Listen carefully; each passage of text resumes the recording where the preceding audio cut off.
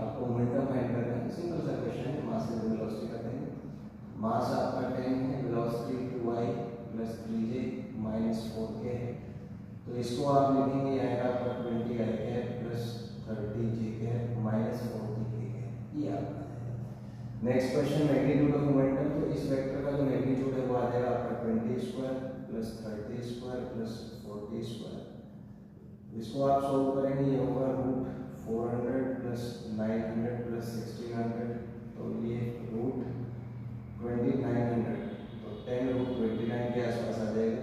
Root 29 आपका 5 point something होगा, तो ये 54 के आसपास इसका वेक्टर यहाँ से आपका आ जाएगा। Next is kinetic energy. तो काइनेटिक एनर्जी होता है आपका हाफ एम वी स्क्वायर।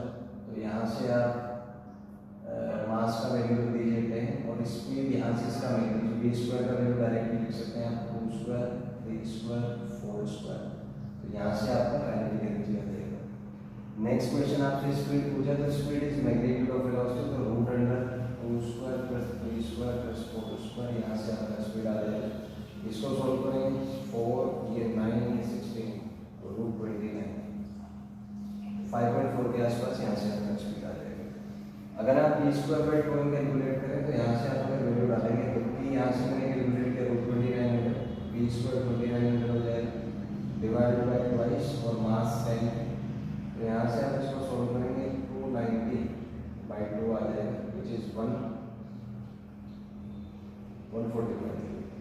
और आप अगर इसको चेक करेंगे तो इसका आंसर और इसका आंसर सेम होगा। वहाँ से कॉन्सेप्ट है कि kinetic energy B square by 2 equal होती है। So this is the relation that we have developed using this. So this is a concept of optimal physics worksheet, जिसमें आपने देखा कि एक सिंगल वर्कशीट में आई थिंक इसमें 10 मिनट का वीडियो होगा ज़्यादा से ज़्यादा, और उस वीडियो में हमने लगभग 15 क्वेश्चन कवर किए, जिसमें मोमेंटम का बेसिक स्ट्रक्चर, इसकी वेक्टर एनालिसिस, इसका वैल्यू, ग्राफिकल एनालिसिस, बहुत सारी चीज़ें हमने इसमें कैलकुलेट की।